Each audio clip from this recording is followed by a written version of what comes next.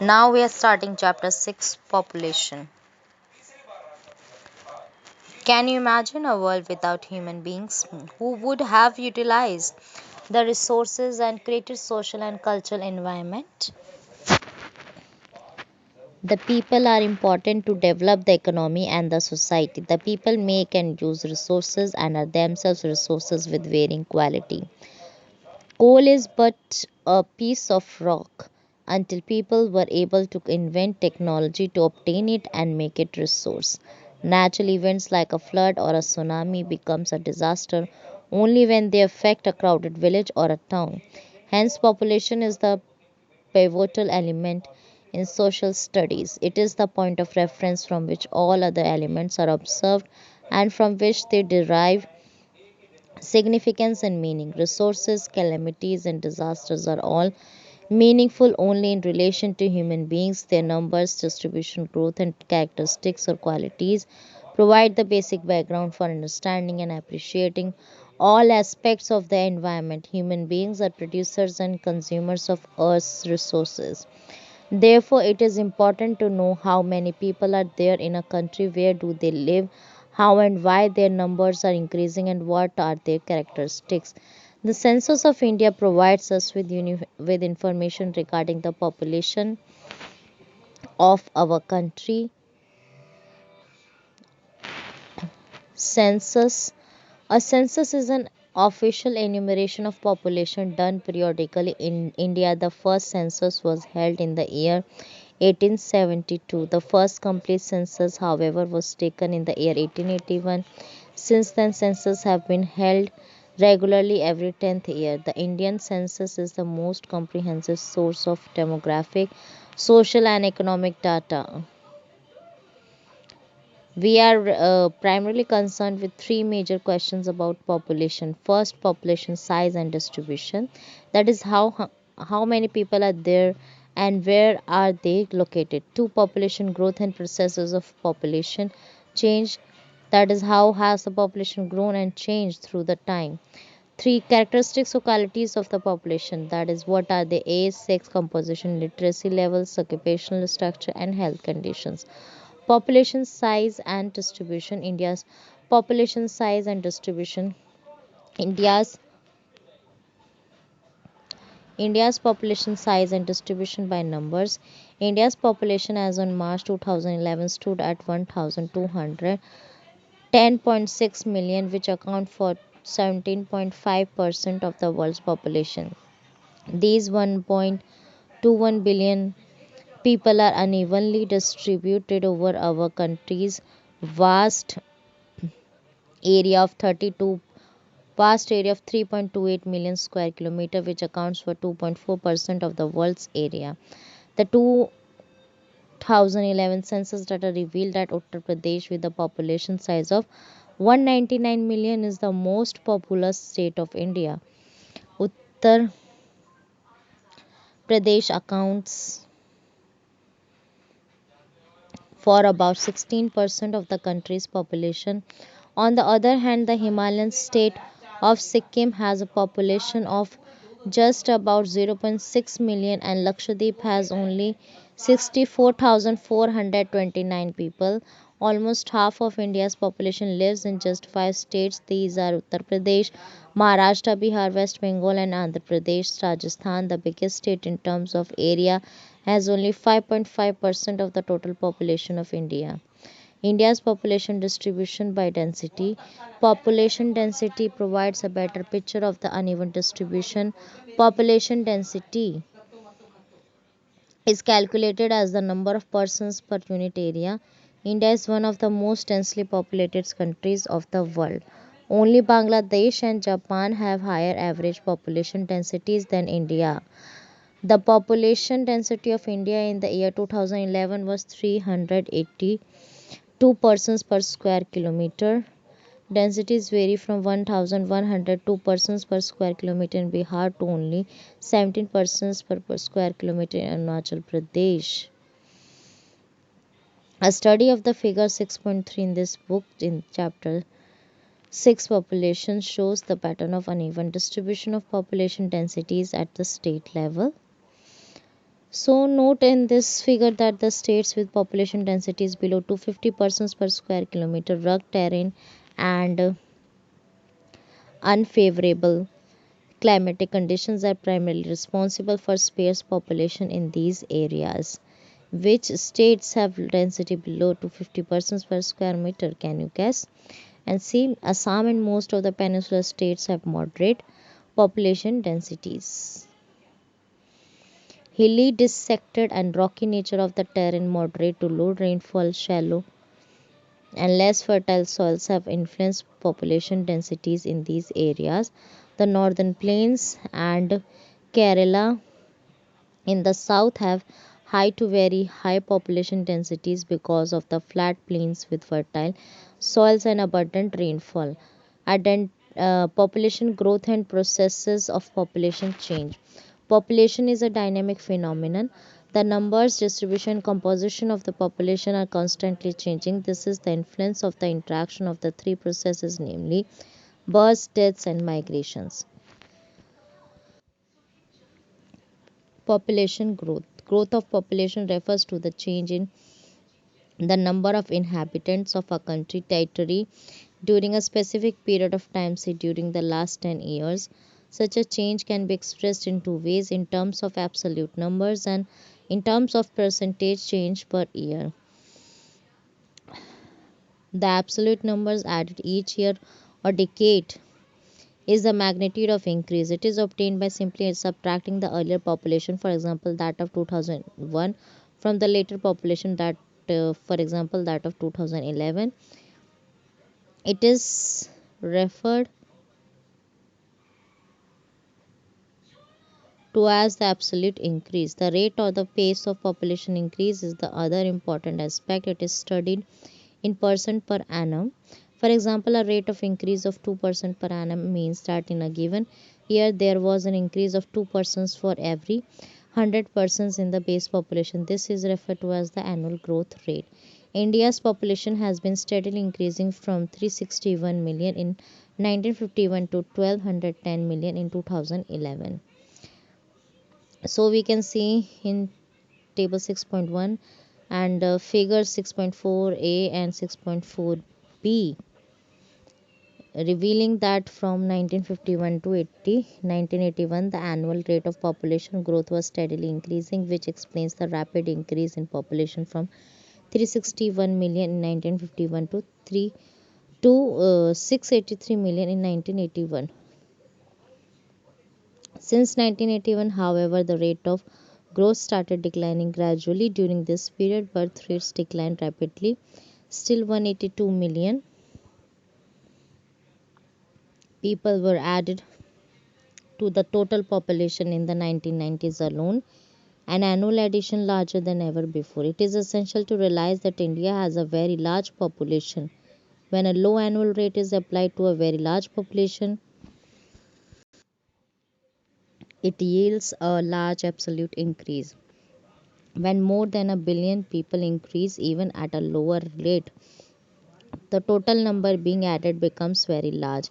India's annual increase in population is large enough to neutralize efforts to conserve the resource, endowment, and environment. The declining trend of the growth rate is indeed a positive indicator of the efforts of birth control. Despite that, the total additions of the population base continue to grow, and India may overtake China in 2045 to become the most populous country in the world. Processes of population change growth. There are three main processes of change of population: birth rates, death rates, and migration. The natural increase of population is the difference between birth rates and death rates. Birth rate is the number of live births per thousand persons in a year. It is a major component of growth because in India birth rates have always been higher than death rates. Death rate is the number of deaths per thousand persons in a year. The main cause of the rate of growth of the Indian population has been the rapid decline in death rates. Till 1980, high birth rates and declining death rates led to a large difference between birth rates and death rates, resulting in higher rates of population growth. Since 1981, birth rates have also started declining gradually, resulting in a gradual decline in the rate of population growth. So, what are the reasons for this trend? The third component of population growth is migration. Migration is the movement of people across regions and territories. Migration can be internal within the country or international between the countries. Internal migration does not change the size of the population but influences the distribution of population within the nation.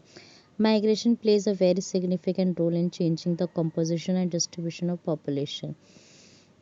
In India, most migrations have been from rural to urban areas because of the push factor in rural areas. These are adverse conditions of poverty and unemployment in the rural areas and the pull of the city in terms of increased employment opportunities and better living conditions. Migration is an important determinant of population change. It changes not only the population size but also the population composition of urban and rural populations in terms of age and sex composition. In India, the rural urban migration has resulted in a steady increase in the percentage of population in cities and towns. The urban population has increased from 17.29% of the total population in 1951 to 31.80% in 2011. There has been a significant increase in the number of million plus cities from 35 to 53 in just one decade, that is 2001 to 2011. Age composition. The age composition of a population refers to the number of people in different age groups in a country. It is one of the most basic characteristics of a population.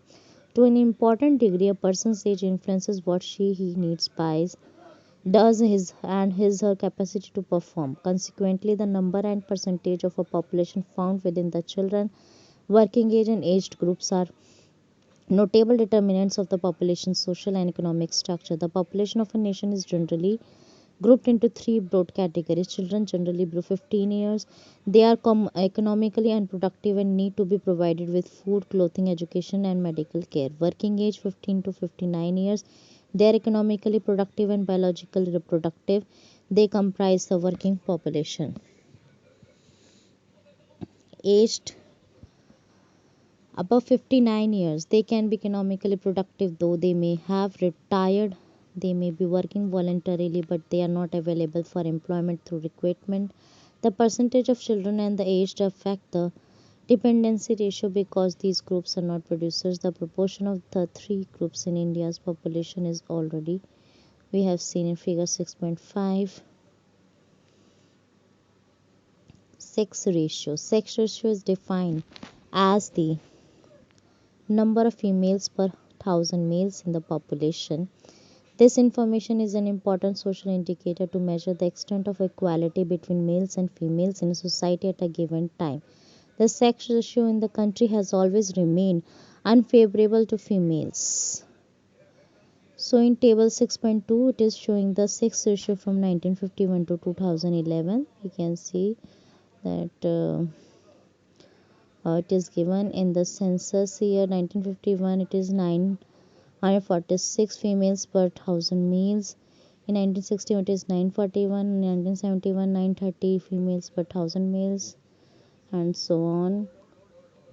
Kerala has a sex ratio of 1084 females per thousand males. Puducherry has 1038 females for every thousand males, while Delhi has only 866 females per thousand females, and Haryana has just 877. Literacy rates. Literacy is a very important quality of a population. Obviously, not only an informed and educated citizen can make intelligent choices and undertake research and development projects. Low levels of literacy are a serious obstacle for economic improvement. According to the census 2011, a person aged 7 years and above who can read and write with understanding in any language is treated as literate. There has been a steady improvement in the literacy levels in India. The literacy rate is the country as per the census of 2011 is 73%. 80 0.9% for males and 64.6% for females. Occupational structure. The percentage of population that is economically active is an important index of development. The distribution of the population according to different types of occupation is referred to as the occupational structure. An enormous variety of occupations are found in any country. Occupations are generally classified as primary, secondary, and tertiary. Primary activities include agriculture, animal husbandry, forestry, fishing, mining, and quarrying, etc. Secondary activities include manufacturing, industry building and construction work, etc. Tertiary activities include transport, communications, commerce, administration, and other services. The proportion of people working in different activities varies in developed and developing countries. Developed nations have a high proportion of people in secondary and tertiary activities. Developing countries tend to have a higher proportion of their workforce engaged in primary activities. In India, about 64% of the population is engaged only in agriculture. The proportion of population dependent on secondary and tertiary sectors is about 13 and 20% respectively. There has been an occupational shift in favor of secondary and tertiary sectors because of growing industrialization and urbanization in recent times. Health is an important component of population composition which affects the process of development. Sustained efforts of government programs have registered significant improvements in the health conditions of the Indian population. Death rates have declined from 25% from 25 per thousand population in 1951 to 7.2% per thousand in 2011, and life expectancy at birth has increased from 36.7 years in 1951 to 67.9 years in 2012. The substantial improvement is the result of many factors, including improvement in public health, prevention of infectious diseases, and application of modern medical practices in diagnosis and treatment of ailments. Despite considerable achievements, the health situation is a matter of major concern for India. The per capita calorie consumption is much below the recommended levels, and malnutrition afflicts a large percentage of our population. Safe drinking water and basic sanitation amenities are available to only one third of the rural population. These problems need to be tackled through an appropriate population policy. Adolescent pollution. Adolescent population. The most significant feature of the Indian population is the size of its adolescent population. It's, it constitutes one-fifth of the total population of India. Adolescents are generally grouped in the age group of in the age group of 10 to 19 years. They are the most important resource for the future. Nutrition requirements of adolescents are higher than those of a normal child or adult. Poor nutrition can lead to deficiency and stunted growth, but in India, the diet available to adolescents is inadequate in all nutrients. A large number of adolescent girls suffer from anemia. Their problems have so far not received adequate attention in the process of development. The adolescent girls have to be sensitized to the problems they confront. Awareness among them can be improved through the spread of literacy and education. National population policy. Recognizing that the planning of families would improve individual health and welfare, the Government of India initiated a comprehensive family planning program in 1952. The Family Welfare Program has sought to promote responsible and planned national population policy. Recognizing that the planning of families would improve individual health and welfare, The Government of India initiated a comprehensive family planning program. In 1952, the Family Welfare Program has sought to promote responsible and planned parenthood on a voluntary basis. The National Population Policy NPP 2000 is a culmination of years of planned efforts. The NPP 2000 provides a policy framework for imparting free and compulsory school education up to 14 years of age, reducing infant mortality rate to below 30 per thousand live births, achieving universal immunization of children against all vaccine preventable diseases, promoting delayed marriage for girls, and making family welfare a people centered program.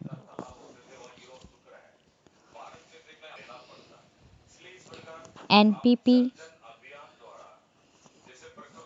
NPP 2000 and adolescents. NPP 2000 identified adolescents as one of the major section of the population that need greater attention.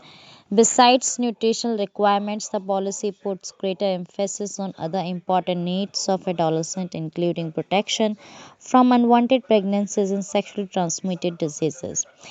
STDs. It called for programs that aim toward encouraging delayed marriage and childbearing, education of adolescents about the risk of unprotected sex, making contraceptive services accessible and affordable, providing food supplements, nutritional services, and strengthening legal measures to prevent child marriage. People are the nation's most valuable resource. A well educated, healthy population provides potential power. Thank you.